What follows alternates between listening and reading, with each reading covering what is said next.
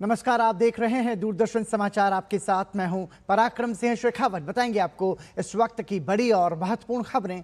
समाचार की शुरुआत सुर्खियों के साथ। वंदे मातरम के अपमान को भाजपा ने बताया दिमागी नक्सल का सबूत। गृह मंत्री अमित शाह ने कहा सोनिया गांधी को मांगनी चाहिए देश से माफी। बंकिम चंद्र चट्टोपाध्याय के वंशज सुमित्रो चटर्जी ने सोनिया गांधी को पत्र लिखकर जताई नाराजगी। मंगलुरु में सोनिया के खिलाफ शिकायत दर्ज।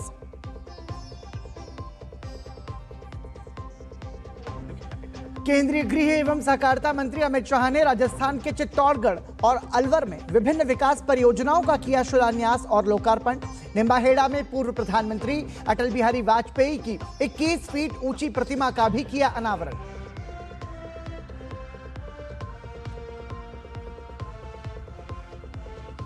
झारखंड में भर्ती परीक्षाओं में धांधली के मुद्दे पर अब आर पार के मूड में दिखाई दिए प्रदर्शनकारी छात्र। मुख्यमंत्री सोरेन के इस्तीफे की उठने लगी आवाज। छात्रों ने कांग्रेस को भी लिया आड़े हाथ। कहा अब गांधीगिरी नहीं बल्कि शहीद भगत सिंह के रास्ते पर चलना होगा। पूर्व प्रधानमंत्री और भारत रत्न अटल बिहारी वाजपेयी की पुण्यतिथि पर कृतज्ञ राष्ट्र कर रहा है नमन। राष्ट्रपति, उपराष्ट्रपति और प्रधानमंत्री समेत कई नेताओं ने सदैव अटल पर अर्पित की श्रद्धांजलि।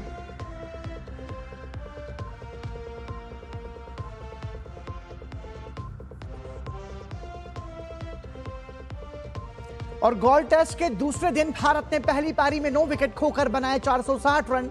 देवदत्त पडिक्कल 167 रन बनाकर आउट। बारिश के कारण देर से शुरू हुआ खेल। देश की राजनीति के केंद्र बिंदु में वंदे मातरम पर विवाद छिड़ चुका है।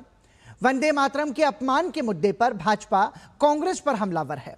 कांग्रेस मुख्यालय में 80वें स्वतंत्रता दिवस समारोह के दौरान जब राष्ट्रीय गीत वंदे मातरम गाया जा रहा था, उसी समय कांग्रेस अध्यक्ष मल्लिकार्जुन खड़गे और सोनिया गांधी की बातचीत करने पर विवाद खड़ा हो गया। भाजपा ने इसे लेकर कांग्रेस से माफी मांगने की मांग की है। भाजपा प्रवक्ता प्रदीप भंडारी ने प्रेस कॉन्फ्रेंस कर कांग्रेस पर 140 करोड़ देशवासियों के अपमान करने का आरोप लगाया। ध्यान से आप देखिए, क्योंकि इसके बाद कई कांग्रेस पार्टी ने स्पष्टीकरण देने का प्रयास किया। मैं फ्रेम बाय फ्रेम आपको यह बताना चाहता हूं कि कांग्रेस ने सिर्फ फ्रीडम फाइटर्स का ही अपमान नहीं, इस देश के संविधान का, इस देश की संप्रभुता, अखंडता का और इस देश के 140 करोड़ देशवासियों का अपमान किया है वंदे मातरम के उद्घोष का विरोध करते हुए। और यह सोनिया गांधी और राहुल गांधी ने किया है। वंदे मातरम पर छिड़े विवाद में अब बंकिम चंद्र चट्टोपाध्याय के वंशज भी मैदान में उतर आए हैं। नैहाटी से भाजपा विधायक सुमित्रो चटर्जी ने कांग्रेस की पूर्व अध्यक्ष सोनिया गांधी को चिट्ठी लिखकर अपना गहरा आक्रोश जताया है। सुमित्रो चटर्जी ने खुद को बंकिम चंद्र चट्टोपाध्याय का प्रत्यक्ष वंशज बताते हुए लिखा कि वंदे मातरम के पूर्ण गायन को लेकर कांग्रेस मुख्यालय में जो कुछ भी हुआ उससे उन्हें गहरी पीड़ा हुई है। उन्होंने सोनिया गांधी से, देशवासियों से, खासकर पश्चिम बंगाल के लोगों से बिना शर्त माफी मांगने की मांग की है।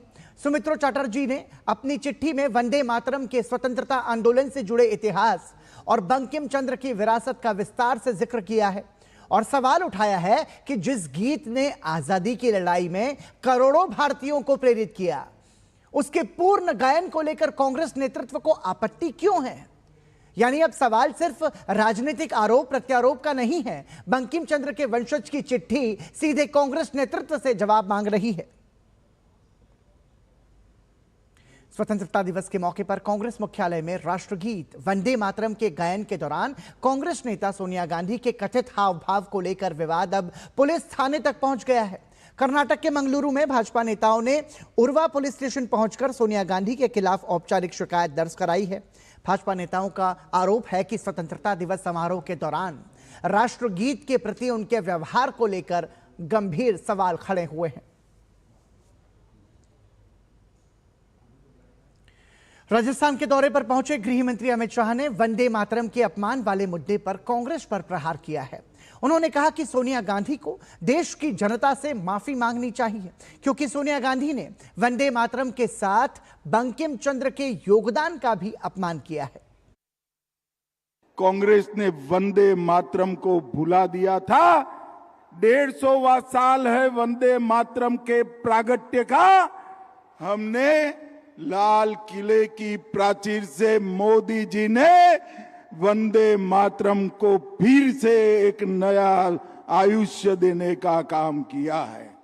कांग्रेस पार्टी के मुख्यालय पर वंदे मातरम का गान हो रहा था। सोनिया जी ने कांग्रेस अध्यक्ष को रोकने का कहा। कांग्रेसियों को शर्म आनी चाहिए, और जरा भी शर्म बची है तो दो हाथ जोड़कर बंकिम बाबू की अमर आत्मा से और देश की जनता से माफी मांगनी। केंद्रीय गृह एवं सहकारिता मंत्री अमित शाह ने राजस्थान के अलवर में किसान सम्मान निधि और फसल बीमा योजना के तहत किसानों को डीबीटी हस्तांतरण और राजस्थान सरकार के विभिन्न विकास कार्यों का लोकार्पण और शिलान्यास किया। इस अवसर पर गृह मंत्री अमित शाह ने कहा कि राजस्थान की जनता ने पहले ही भारतीय जनता पार्टी को चुन लिया है और कांग्रेस का सफाया होना तय है। ये कांग्रेस वाले है ना, अभी भी गहलोत जी और उनके प्रदेश अध्यक्ष, गहलोत जी और विपक्ष के नेता, प्रदेश अध्यक्ष और विपक्ष के नेता ये झगड़ा लगाने में ही लगे हैं। मैं आज कह कर जाता हूं, राजस्थान की जनता ने भारतीय जनता पार्टी को चुनना तय किया है। कांग्रेस वालों, आपका सुपड़ा साफ होने वाला है, सुपड़ा साफ। गृह मंत्री अमित शाह ने कहा कि अलवर मत्स्य क्षेत्र की भूमि है जिसने महाभारत काल में पांडवों को शरण दी थी।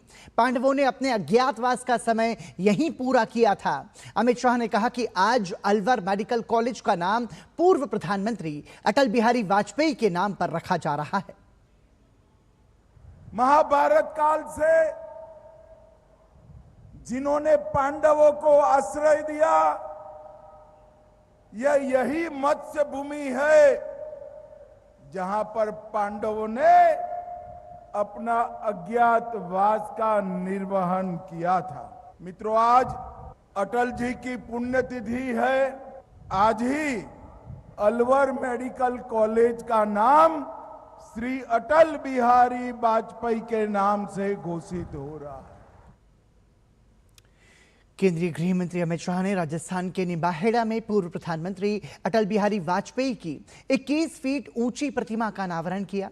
साथ ही गृह मंत्री अटल गौरव स्मृति समारोह में भी शामिल हुए, जहां उन्होंने संबोधन में कहा कि आज पूरा देश अटल जी को याद कर रहा है। इस दौरान गृह मंत्री ने 5,659 करोड़ रुपए की लागत वाली 944 विकास कार्यों का शिलान्यास और लोकार्पण किया। 16 अगस्त है। आज ही के दिन अटल जी हम सब के बीच में से विदा लिए थे। अटल जी की याद में इस पवित्र भूमि पर आज एक बहुत बड़ी 21 फीट की प्रतिमा लगाने का काम और एक भव्य स्मारक बनाने का काम भारतीय जनता पार्टी के कार्यकर्ताओं ने किया है। 1.5 करोड़ से अधिक लागत से अटल जी के व्यक्तित्व जैसी भव्य प्रतिमा यहां पर प्रस्तापित की है। इसके लिए काम करने वाले सभी कार्यकर्ताओं को मैं बहुत बहुत साधुवाद और अभिनंदन देना चाहता हूं। पूर्व प्रधानमंत्री अटल बिहारी वाजपेयी की पुण्यतिथि के मौके पर दिल्ली सरकार ने 25 नई अटल कैंटीन की शुरुआत की है।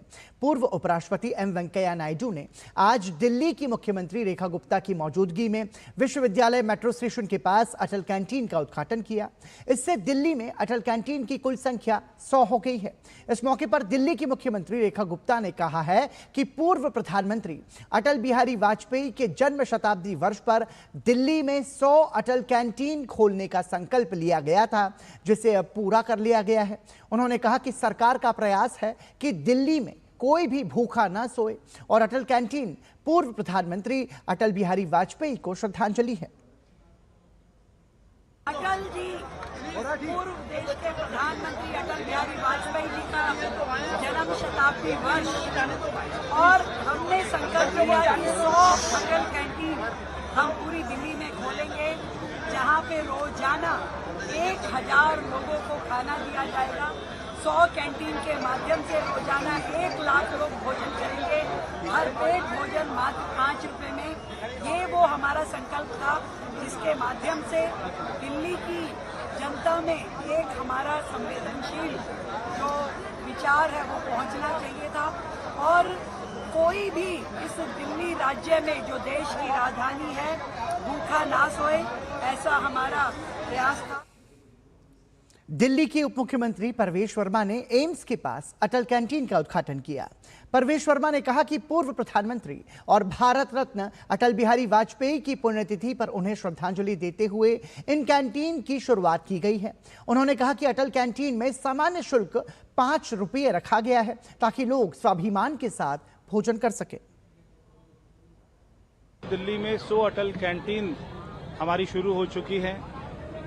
ये 5 रुपए का सामान्य सा शुल्क इसलिए रखा गया है कि आदमी अपने स्वाभिमान के साथ में जिए, स्वाभिमान के साथ में रोटी खाए, सब्जी खाए। इसकी जो लोकेशन है ये एम्स और ये सफदरजंग हॉस्पिटल के बीच में है, तो बहुत ही खुशी की बात है कि सरकार ने हर रोज हर दिन एक अपना नया वादा हम लोग पूरा कर रहे हैं। वहीं दिल्ली भाजपा प्रदेश अध्यक्ष हर्ष मल्होत्रा ने विधायक ओपी शर्मा और पार्षद डॉक्टर मोनिका की मौजूदगी में अटल कैंटीन का उद्घाटन किया। दिल्ली सरकार में मंत्री पंकज कुमार सिंह ने विकासपुरी विधानसभा क्षेत्र के इंदिरा कैंप 5 में 2 अटल कैंटीन्स का उद्घाटन किया। पंकज कुमार सिंह ने कहा कि प्रधानमंत्री ने दिल्ली की जनता को सुविधाएं उपलब्ध कराने का भरोसा दिया था और अटल कैंटीन उसी दिशा में एक कदम है। बिहार के मुख्यमंत्री सम्राट चौधरी ने जमुई जिले के झाझा में लौह पुरुष सरदार वल्लभ भाई पटेल की प्रतिमा का अनावरण किया। इस दौरान बिहार सरकार में मंत्री निशांत कुमार और दामोदर रावत भी मौजूद रहे। इस अवसर पर मुख्यमंत्री सम्राट चौधरी ने कहा कि सरदार पटेल ने ही अखंड भारत के सपने को पूरा किया था। उन्होंने कहा कि अब प्रधानमंत्री नरेंद्र मोदी के विकसित भारत के सपने को साकार करने का संकल्प हमारा है। यह ऐतिहासिक दिन है साथियों। जब आजादी मिली तो गांधी जी ने जरूर सपना देखा होगा भारत का, लेकिन अखंड भारत का सपना सरदार पटेल ने देखा था। साथ आदरणीय प्रधानमंत्री नरेंद्र मोदी जी ने विकसित भारत का सपना देखा है और आदरणीय नीतीश कुमार जी ने समृद्ध बिहार का सपना देखा है। इस सपने को पूरा करना ही हमारी सरकार का दायित्व है। यहां रुक रहे हैं एक छोटे से ब्रेक के लिए। आप देखते रहिए दूरदर्शन समाचार। सस्ते वाले दाल मसाले स्वाद हुआ बेकार। एमडीएच की हल्दी मिर्ची धनिया करे कमाल। ये रंग दे, ये खुशबू दे, ये तीखा, ये कम पड़े। क्या निराला एमडीएच मसाला। छोटे सच बोल, तूने ये फोटोशॉप किया है ना? क्या भैया, कुछ भी। तू कॉलेज में भी ऐसे ही मार्कशीट एडिट करके पापा को दिखाया करता था। भैया मैं अपने खुद के घर का बिजली का बिल क्यों फोटोशॉप करूंगा? तो फिर ये जीरो बिल पॉसिबल कैसे? भैया पीएम सूर्यघर से बिजली की बचत भी पॉसिबल है और पावर जनरेशन भी। वाह रे ऊपर वाले, तेरा ही कमाल है। अब बिजली बिल होगा 0। पीएम सूर्यघर मुफ्त बिजली योजना, हर घर सूर्यघर। यार कैसे ले पाएंगे घर? नहीं, आज गर्मी बहुत है ना? यस, बहुत ही ज्यादा। पापा, घर खरीदने की planning is not easy. Vinny, long term savings का बेस्ट प्लान बताना। LIC protection plus plan. LIC और सेविंग्स। यस, इसमें इंश्योरेंस और फंड्स दोनों में इन्वेस्ट करके गोल्स के हिसाब से सम अश्योर्ड एडजस्ट कर सकते हो।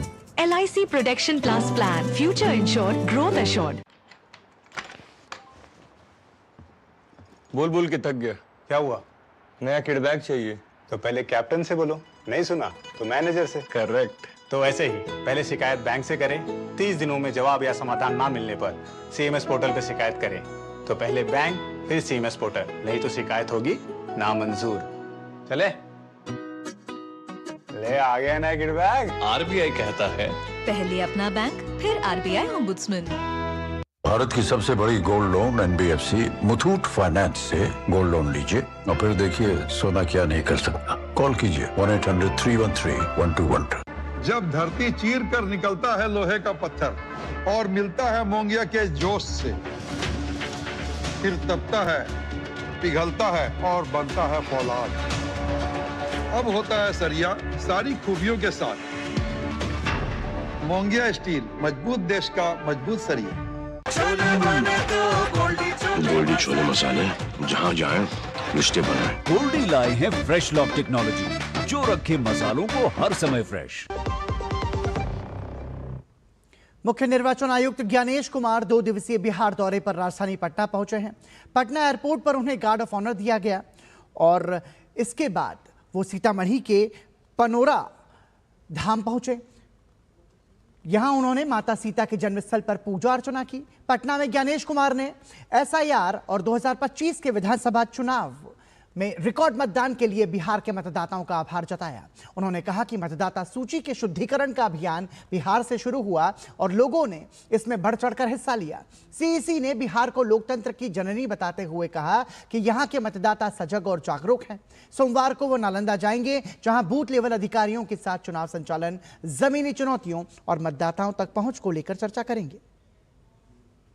मतदाता सूची के शुद्धिकरण का देश भर में सबसे सफल आयोजन बिहार से ही शुरू हुआ था। लोकतंत्र की जननी वैशाली और बिहार के सभी मतदाताओं का एक बार फिर अभिनंदन करते हुए जय भारत, जय हिंद। लाहौल स्पीति के लांगजा गांव में करीब 14,000 फीट की ऊंचाई पर हरी सब्जियों की खेती किसानों की आय का पारंपरिक स्रोत रहा है। यहां मटर की खेती किसानों के लिए कमाई का बड़ा जरिया बन रही है, लेकिन इसमें उन्हें कुछ दिक्कतों का सामना करना पड़ रहा है। देखिए ये रिपोर्ट। लाहौल स्पीति के लांगजा गांव में इस वक्त है, जो करीब 4200 मीटर की ऊंचाई पर स्थित है। कठिन भौगोलिक परिस्थितियों में यहाँ के लोग जीवन यापन करते हैं, खेती पर ज्यादातर निर्भर हैं। मटर की खेती यहाँ पर आमतौर पर लोग करते हैं। बर्फीली चोटियों और बेहद कठिन भौगोलिक परिस्थितियों के बीच बसे स्पीति के इस इलाके में खेती करना आसान नहीं है, लेकिन यहाँ के किसानों ने मौसम की चुनौती को अवसर में बदला है। लांगजा के खेतों में आज जौ से ज्यादा मटर की हरियाली दिखाई देती है और यही फसल यहाँ की ग्रामीण अर्थव्यवस्था की नई पहचान बन रही है। मटर का जो खेती है वो एक किस्म से आज के आधुनिक दौर में मुख्य फसल हो गया है स्पीति में। इससे पहले ट्रेडिशनल जो फसल होता था वो बार्ले का होता था। जो मटर है वो ओवरऑल आपका जो पूरे इंडिया में जो है स्पीति से बरसात के ऑफ सीजन में स्पीति से सप्लाई होता है। स्पीति की मटर की खासियत सिर्फ इसकी ऊंचाई नहीं बल्कि खेती का तरीका भी है। यहाँ के किसानों का दावा है कि फसल में यहाँ रासायनिक कीटनाशकों और खरपतवार नाशकों का इस्तेमाल नहीं किया जाता। ये बिल्कुल प्योर ऑर्गेनिक है। इसमें किसी भी प्रकार का जो पेस्टिसाइड या कीटनाशक जो दवाइयाँ है वो यूज नहीं होता है। सरकारी आंकड़ों के मुताबिक साल 2024-25 में लाहौल स्पीति में करीब 2560 हेक्टेयर क्षेत्र में सब्जियों का उत्पादन 43,641 मीट्रिक टन रहा। इसमें मटर समेत कई ठंडे मौसम की सब्जियां भी शामिल हैं। कठिन भौगोलिक परिस्थितियों के बावजूद भी इस जगह पे जहां पर इस वक्त हम मौजूद हैं, लोग जो हैं वो गंभीर चुनौतियों का सामना करते हुए अपनी जो जिंदगी है उसका गुजर बसर करते हैं। अगर एनुअल क्रॉप की हम बात करें, दुनिया भर में यहाँ का मटर, लांगजा का मटर जो है वो जाता है। लांगजा वैली से कैमरा पर्सन जयप्रकाश के साथ धर्म प्रकाश, डीडी न्यूज। अरुणाचल प्रदेश के दिबांग वैली जिले में 14 अगस्त को फ्लैश फ्लड की घटना सामने आई। पासुपानी इलाके में अचानक आई बाढ़ की वजह से भारतीय सेना के 2 कैंप बह गए। इस हादसे में 5th ग्रेनेडियर के 5 जवान लापता हो गए थे। सेना के रेस्क्यू ऑपरेशन में 4 जवानों को बचा लिया गया है। हालांकि इनमें से 2 जवानों की हालत गंभीर बनी हुई है, वहीं 1 जवान अभी भी लापता है। सेना की टीम्स लगातार सर्च और रेस्क्यू ऑपरेशन चला रही हैं और लापता जवान की तलाश की जा रही है। असम में बाढ़ की स्थिति में धीरे धीरे सुधार हो रहा है, लेकिन कई इलाकों में जनजीवन अभी भी पूरी तरह सामान्य नहीं हुआ है। राज्य के 5 जिलों के 235 गांव अभी भी बाढ़ की चपेट में हैं और 62,000 से ज्यादा लोग प्रभावित हैं। इस बीच प्रभावित इलाकों में राहत और पुनर्बहाली का काम लगातार जारी है। असम में बाढ़ से अब भी 62,443 लोग प्रभावित हैं। असम राज्य आपदा प्रबंधन प्राधिकरण के मुताबिक 5 जिलों के 16 राजस्व सर्किल्स के 235 गांव बाढ़ से प्रभावित हैं। कोलाघाट, होजाई, नगांव, शिवसागर और जोरहाट के कई इलाकों में पानी अभी भी भरा हुआ है। बाढ़ से करीब 4,954 हेक्टेयर कृषि भूमि को नुकसान पहुंचा है, जबकि राज्य में बाढ़ से अब तक 104 लोगों की मौत हो चुकी है। प्रभावित लोगों के लिए 37 राहत शिविर और राहत वितरण केंद्र संचालित किए जा रहे हैं, जहां करीब 4,877 लोगों को आश्रय मिला है। इन शिविरों में भोजन, सुरक्षित पेयजल और चिकित्सा सुविधाएं उपलब्ध कराई जा रही हैं। यहां रुकेंगे एक और छोटे से ब्रेक के लिए। देखते रहिए दूरदर्शन समाचार।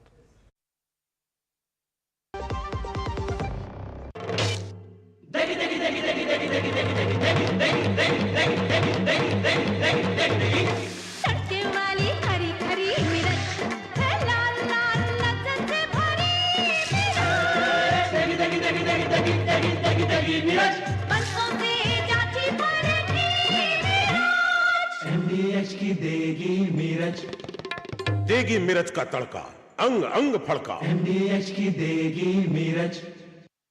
पता है, लोग अक्सर मुझसे पूछते हैं कॉल सेंटर का स्टेडी जॉब क्यों छोड़ा। I wanted more out of life. बस मैंने अपना स्टार्टअप शुरू किया। जानना चाहोगे कैसे? Then start up your own business as an LIC agent. यहाँ सब कुछ है, great products, zero investment, leading organisation and unlimited opportunities. तो क्या आप तैयार है? LIC एजेंट बनो, अब बड़ा सोचो।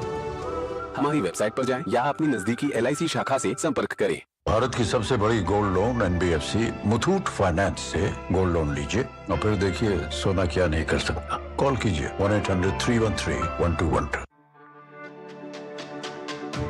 मेरी पसंद, मेरी पसंद,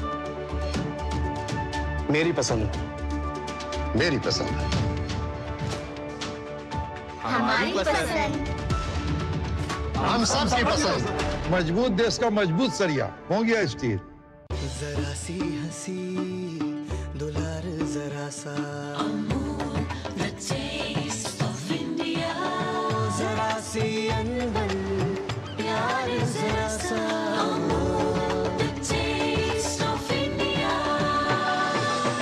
यही तो अमूल है, स्वाद इंडिया का, यही तो अमूल है, टेस्ट ऑफ इंडिया। एक बात समझ लीजिए, ना बीमारी दुनिया से कहीं जाने वाली है और ना ही हॉस्पिटल के खर्चे। बस आपको यह सोचना होगा कि हॉस्पिटल का बिल कौन भरेगा, आप या आपकी इंश्योरेंस पॉलिसी।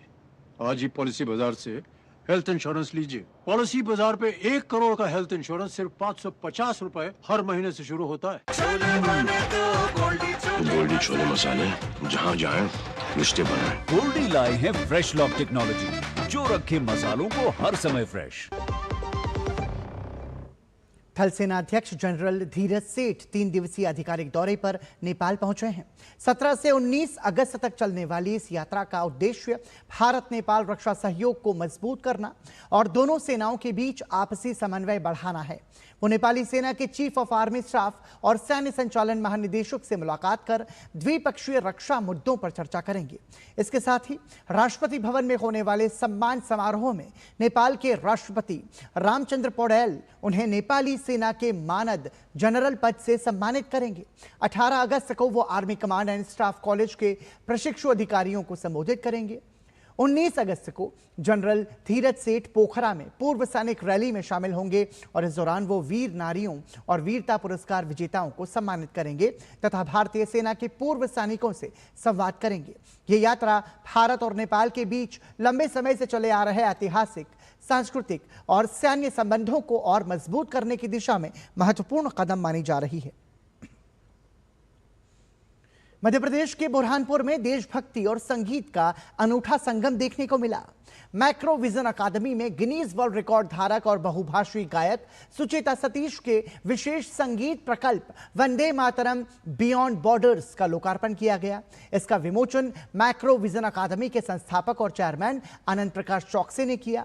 वंदे मातरम की 150वीं वर्षगांठ के अवसर पर तैयार इस विशेष प्रस्तुति में सुचेता ने 7 भारतीय भाषाओं में राष्ट्रगीत को स्वर दिए हैं। इसकी सबसे खास बात यह है कि इसमें अरबी भाषा का एक विशेष अंश भी शामिल किया गया है, जिसे प्रसिद्ध अमीराती कवि और लेखक डॉक्टर शिहाब घनेम ने लिखा है। सुचेता सतीश 155 से अधिक भाषाओं में गाने की अपनी असाधारण क्षमता के लिए अंतर्राष्ट्रीय स्तर पर पहचान रखती हैं। वंदे मातरम बियॉन्ड बॉर्डर्स भारत की भाषाई विविधता में एकता का उत्सव है।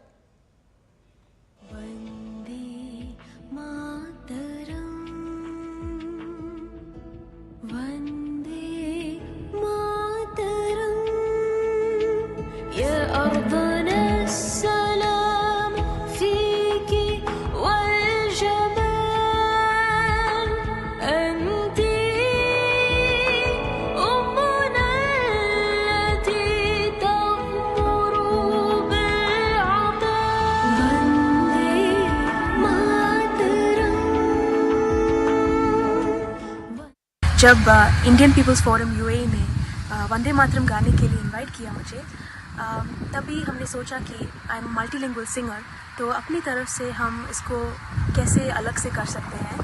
और because my motto has always been music beyond borders, हमने ये सोचा कि वंदे मातरम को बियॉन्ड बॉर्डर्स कैसे लेके जा सकते हैं। मुझे बहुत खुशी और गर्व है कि मैं ये कर पाई। आसमान की ऊंचाइयों से लेकर समुद्र की गहराइयों तक तिरंगे की शान हर जगह कायम है। भारत के 80वें स्वतंत्रता दिवस के मौके पर लक्षद्वीप के अगत्ती एयरपोर्ट से देशभक्ति की एक अनोखी तस्वीर सामने आई है। अगत्ती एयरपोर्ट के डायरेक्टर और वाटर एरोड्रोम के अकाउंटेबल मैनेजर ने समुद्र की गहराई में उतरकर तिरंगा फहराया। हर घर तिरंगा अभियान के तहत सामने आई ये तस्वीर राष्ट्र प्रेम का सुंदर संदेश है।